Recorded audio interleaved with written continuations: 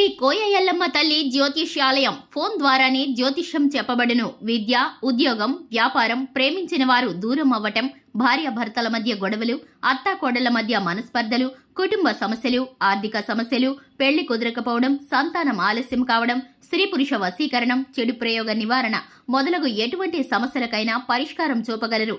స్త్రీ పురుషులకు ఎటువంటి సమస్యలున్నా నమ్మకంతో కాల్ చేయండి. 9014339338. అందరికీ నమస్కారం అండి. మార్చి మాసం 10వ తేదీ అనగా సోమవారం తిథి. ఈ రోజున తులరాశి వారి జాతకులు 3 భారీ జాగ్రత్తలు ఉన్నాయి. తస్మాత్ జాగ్రత్త.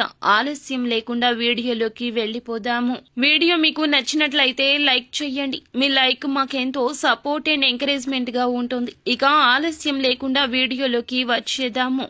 ఈ రాశి వారు ఆరోగ్యం విషయంలో జాగ్రత్తగా ఉండండి. ఈ రోజున ఏమరపాటుగా అస్సలు ఉండదు. కొన్ని చెప్పుకోలేని అనారోగ్య సమస్యలు మిమ్మల్ని వేధించవచ్చు. ముఖ్యంగా కండరాల నొప్పులు, కాళ్లు పీకడం లేదా లాగడం, తిన్నది సరిగ్గా అరక్కపోవడం, గ్యాస్ సమస్య ఎక్కువగా ఉండడం, వీపు నొప్పి రావడం లాంటి సమస్యలు అయితే ఈ రోజు ఈ రాశి జాతకులకు అధికంగా ఉంటాయి.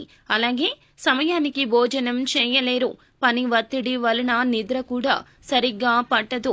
ఒక ముక్కలో చెప్పాలంటే వేళ్లకు నిద్రాహారాలు లోపిస్తాయి. కాబట్టి చిన్న చిన్న అనారోగ్య సమస్యలతో కూడుకున్న ఇబ్బందులు ఉంటాయి. జాగ్రత్త. మానసిక ప్రశాంతత లోపిస్తుంది. బాగా బాధపడతారు. మానసిక వేదన ఎక్కువ కావడం వల్ల లేనిపోని ఆలోచనలు వస్తాయి. ఏంటో ఈ జీవితం, బండేడు చాకిరీ చేయాల్సి వస్తుంది. జీవితానికి రెస్ట్ లేదు. బ్రతికి బ్రతికి ఈ బ్రతుకే బ్రతకాల అంటూ ఆలోచిస్తారు.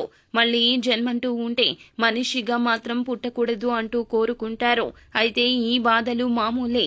కాబట్టి ఇలాంటి ఆలోచనలు పక్కన పెట్టండి. భవిష్యత్తు మీద దృష్టి పెట్టడం మంచిది. ఈ రోజు ఈ రాశివారు ప్రయాణాలు వాయిదా వేసుకోవడం మంచిది. ఒకవేళ దూర ప్రాంత ప్రయాణాలు చేయాల్సి వచ్చినా రెస్ట్తో కూడుకున్న జర్నీలు చేయడం మంచిది. ఈ రోజు మీ ఆరోగ్యాన్ని చాలా జాగ్రత్తగా కాపాడుకోవాలి. లేకుంటే ఇబ్బందులు పడక తప్పదు. మొత్తం మీద చూసుకుంటే ఈ రోజున ఈ రాశి వారికి శ్రమ ఉంటుంది. కానీ ఆ శ్రమకు తగిన ప్రతిఫలితం లభించదు.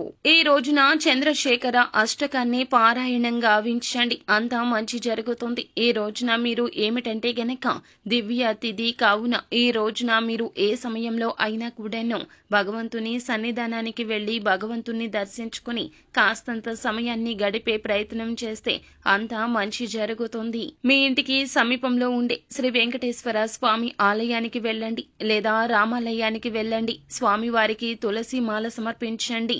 తీర్థ ప్రసాదాలు స్వీకరించండి. ఇలా చేసిన తర్వాత దినచర్య ప్రారంభం చేస్తే అంతా శుభమే కలుగుతుంది.